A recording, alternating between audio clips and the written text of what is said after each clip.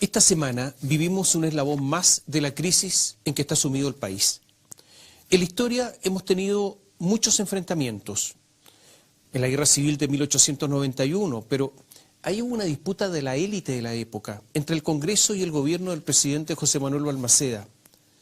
Hay otra crisis y otro enfrentamiento que todavía no se resuelve. Es el que se inició cuando comenzaba la década de 1960 y que tenía que ver básicamente con la propiedad. Como dice Max Colodro en su libro Chile indócil, huellas de una confrontación histórica, el gran quiebre de la sociedad chilena fue la reforma agraria, el traspaso forzado de esa propiedad agrícola y el término de una época. ¿Se ha dado cuenta usted que en la previa de la elección de la Convención Constitucional, la derecha a cada rato saca a la palestra el derecho de propiedad? ¿No le llama la atención? La Constitución dictada por Pinochet la protege muchísimo. Y eso es lo que está nuevamente en discusión, porque es un asunto no resuelto. La derrota del gobierno en el Tribunal Constitucional esta semana, aplastante, por 7 votos contra 3, al no acoger el requerimiento de inconstitucionalidad, no solo puso de rodillas al gobierno, sino que dejó de manifiesto la incompetencia política del gobierno, reveló que no maneja información, que les cuesta hacer cálculos mínimos, sino que también, y vamos a volver a lo mismo, a la propiedad. La obligación de obtener retiros desde las compañías de seguro, que jurídicamente son dueñas de fondos que adquirieron libremente a cambio de rentas vitalicias, es sin duda una violación a ese derecho. Constitucionalista de derecha, de izquierda, así lo sostienen. Y esta semana lo que ocurrió es que se rompió un dique. Porque después de lo ocurrido, la propiedad individual de los fondos, de lo que queda en las AFP, está totalmente en discusión después de lo ocurrido con las compañías de seguro. Especialmente está en discusión si buena parte de la derecha también votó por ese proyecto. Yanna Proboste, presidenta del Senado, militante del sector más de la izquierda, de una democracia cristiana que se ha izquierdizado, hoy aparece tendiendo una mano al gobierno. Es una mano al que está caído. Está en la debilidad del Poder Ejecutivo, que la oposición sabe que basta un empujoncito para que caiga, y de hecho lo discutieron. Entonces, aparece como un acto muy republicano, tender la mano para que no se desplome. Pero es una mano que tiene alto precio, altísimo precio. Los mínimos comunes de que habla la oposición liderada hoy por Yanna Proboste son mínimos que solo se pueden negociar en estas circunstancias. Senadores que alguna vez aparecieron muy negociadores, hoy están por exigir mucho, por ser muy duros. Carlos Montes, un caso, Guido Girardi, la misma Proboste. Además, esta última no perdona, hay que recordar, haber sido destituida por la derecha cuando era ministra de Educación, porque en política todo se cobra. Pero hay algo más. Yanna Proboste, en su calidad de presidenta del Senado, aparece muy institucional, muy republicana. Pero recordemos que hace pocos días, junto a senadores que podrían estar todos en el Frente Amplio, como Francisco Durresti y Alejandro Navarro, con otro que no se sabe nunca dónde está, que es Carlos Bianchi, y otro que es Frente Amplista, recordemos el único senador que tiene el Frente Amplio, el senador Latorre. Yanna Proboste junto a ellos dijo que presentará un proyecto de ley para nacionalizar los fondos de pensiones. Lo dijo Yanna Proboste. O sea, nacionalizar significa que ese dinero que es fruto del trabajo de los cotizantes, fruto de el trabajo individual de cada chileno, simplemente pasen al Estado. Hay que recordar que cuando un Estado expropia, paga una indemnización. Cuando usted le expropian, por ejemplo, una propiedad porque va a pasar un camino, el Estado le paga una indemnización. Pero cuando nacionaliza, como es lo que se ha utilizado en este proyecto, no paga el valor. Por lo tanto, podríamos decir que esto es lo que se quiere y esto es lo que se viene. ¿Ve usted que el tema de la propiedad está presente siempre? Y es como una especie de ritornello. Algo de todo esto ocurre Además, por ejemplo, con las numerosas usurpaciones de tierras ocurridas en el último tiempo. La Corte Suprema ha determinado que si la policía no expulsa a los usurpadores en 12 horas, hay que entrar en un interminable laberinto administrativo y judicial que puede durar meses o incluso años. O sea, la usurpación es un delito contra la propiedad de ejecución permanente, o sea, de una flagrancia continua, permanente, pero estos jueces, los de la Corte Suprema, que decretaron en caso de derechos humanos la permanencia por años, aquí es de solo 12 horas. Es verdad que los derechos humanos son muchísimo más importantes que la propiedad, pero la concepción no debiera ser mayormente distinta y sin embargo, volvemos a la propiedad, es diferente para los jueces. Estamos viviendo tiempos extraños. La encuesta CEP indica que los chilenos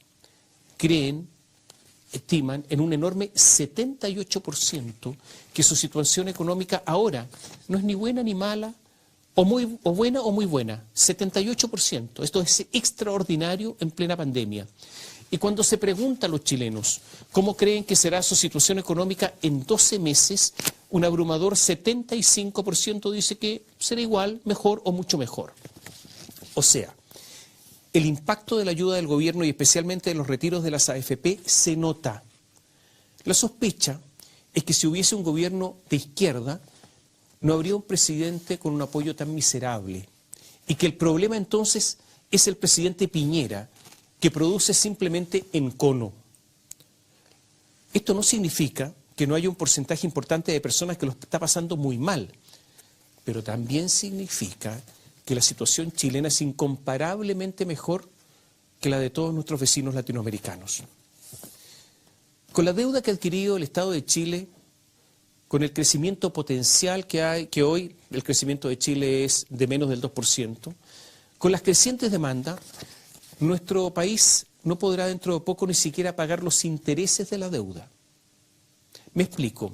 El aumento del impuesto a las grandes empresas, el impuesto a los superricos, por una vez, la eliminación de exenciones, todo eso no alcanza, ni siquiera el superciclo del cobre.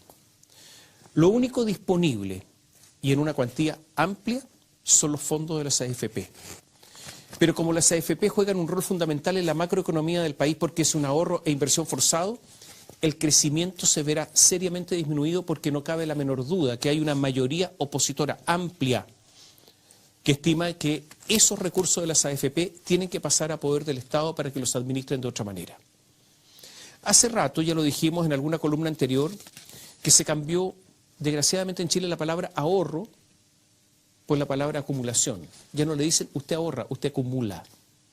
Que la inversión no interesa y que el crecimiento parece ser para la mayoría algo que beneficia solo a unos pocos. Podría haber algo de razón ahí.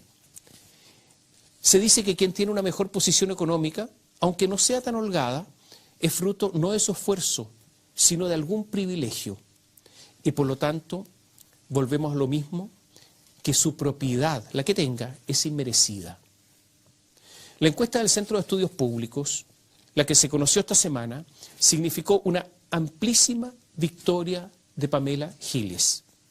Sin partido casi, porque el Partido Humanista es un partido muy pequeño, sin ministros, sin intendentes, sin concejales, sin alcaldes, o sea, sin prácticamente nada, sola, se transformó por lejos en la persona mejor evaluada.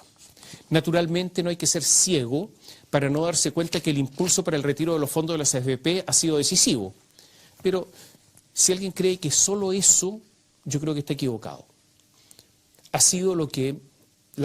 Ella ha sido la que estando en el Congreso ha criticado a toda la clase política. O sea, está en el Congreso, está en el centro de la política y critica a la clase política, no se mezcla con ellos. Por ejemplo, muchos temen enfrentarse a Daniel Jadwe, pero ella no. Otros esquivan enfrentar a Gabriel Boric o a Giorgio Jackson. Ella no. Ella se enfrenta a todos. Y esta estrategia le dio resultados. ¿Qué resultado? Que para la opinión pública todos ellos son políticos y Pamela Giles no. En la encuesta CEP, el Congreso tiene un 2% de aprobación.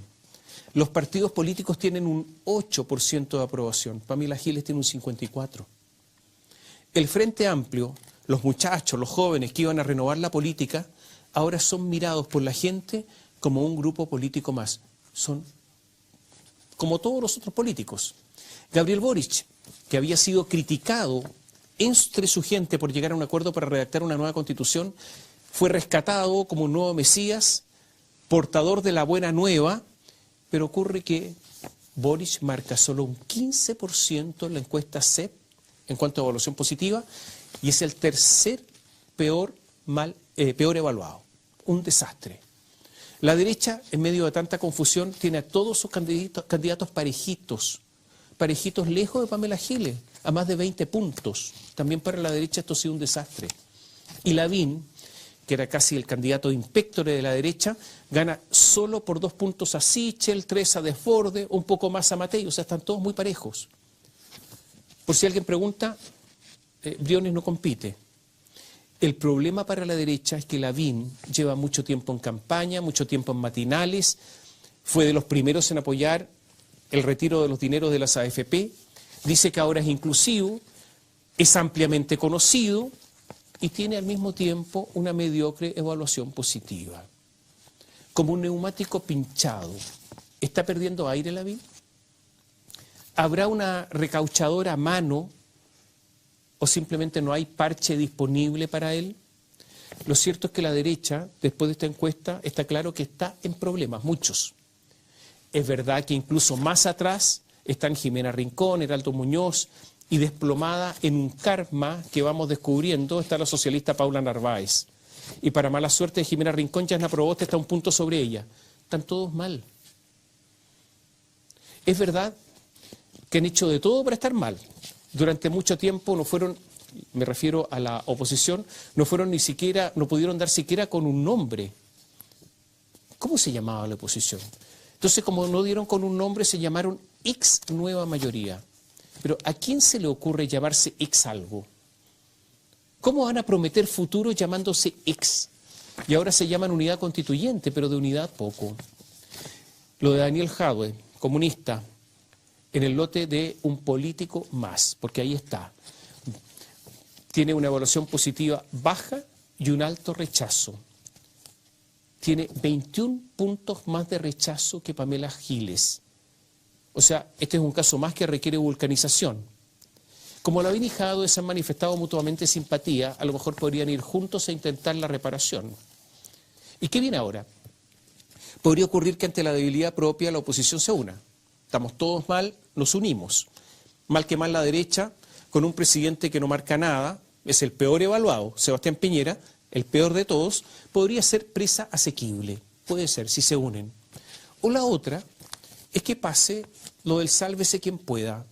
Cada uno dispara para su lado.